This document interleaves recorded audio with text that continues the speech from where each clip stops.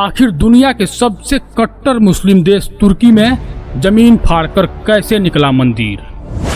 आखिर तुर्की में एक खुदाई के दौरान 3000 साल पुराने ब्रह्मांड के नक्शे और नवग्रह कैसे निकलकर सामने आए, मैं बताऊंगा इस वीडियो में। चाहे मौलाना हो या पादरी, हर कोई अपने अपने धर्म को सीधे सृष्टि आरंभ से जोड़कर बताता है। अभी तक तो इनका झूठ चल भी रहा था, परंतु जैसे जैसे दुनिया के लोग शिक्षित होते जा रहे हैं और चीजों को गहराई से जानने लगे हैं, वैसे वैसे इनका पोल खुलता जा रहा है।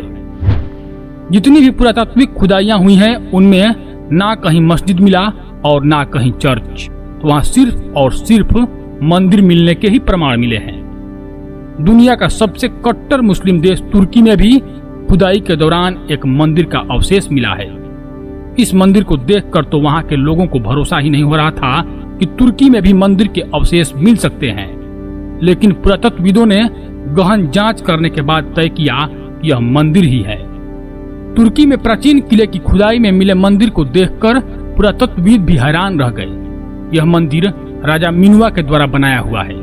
राजा मिनुआ का शासनकाल तुर्की के क्षेत्र में आज से 3000 साल पहले था। उनके भाषा में पृथ्वी को एटगेन देवी के रूप में पूजा जाता था, जो उर्वरता की देवी थी। हुरमुर्ज को आत्माओं का देवता माना जाता था और उस समय के 55 और देवताओं में से प्रमुख माना गया है। पुरातत्वविद जिस प्राचीन किले की खुदाई कर रहे हैं, उसका मॉडर्न तुर्किश नाम कोरजुत है, जो 8वीं सदी ईसा पूर्व में बनाया गया था।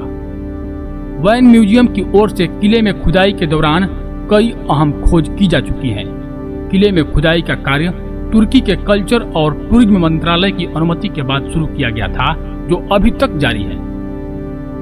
तुर्की सरकार की ओर से पुरातत्व की इस खुदाई के लिए फंड भी दिया जा रहा है। किले में यह खुदाई प्रोफेसर सबाह 3 अर्दवान के नेतृत्व में किया जा रहा है।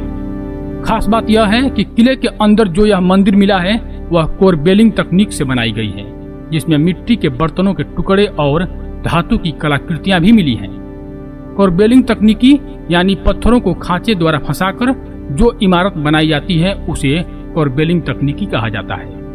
भारत में ज्यादातर मंदिर इसी तकनीक से बनाए गए हैं, जिनमें से बृहदेश्वर मंदिर तो आज भी वैज्ञानिकों को हैरानी में डाल देता है।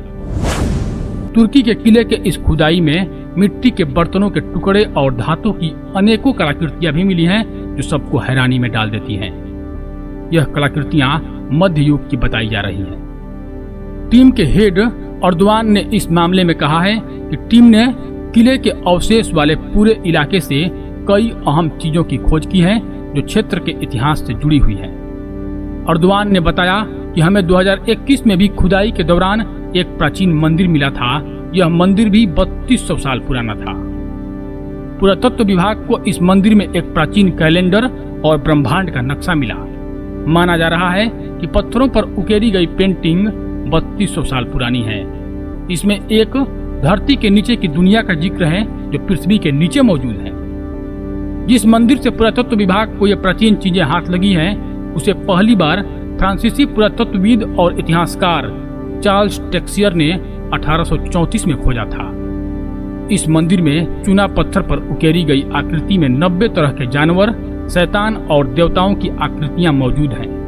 चार्ल्स टेक्सियर द्वारा इस मंदिर को खोजे जाने के 200 साल बाद इस बात को समझा जा सका है कि यह ब्रह्मांड का नक्शा है। शोधकर्ताओं का मानना है कि ब्रह्मांड की इस तस्वीर में पृथ्वी और आकाश शामिल हैं। एक दीवार पर सूर्य देव उकरे गए हैं, तो दूसरी दीवार पर तूफान की देवी बनी हुई है।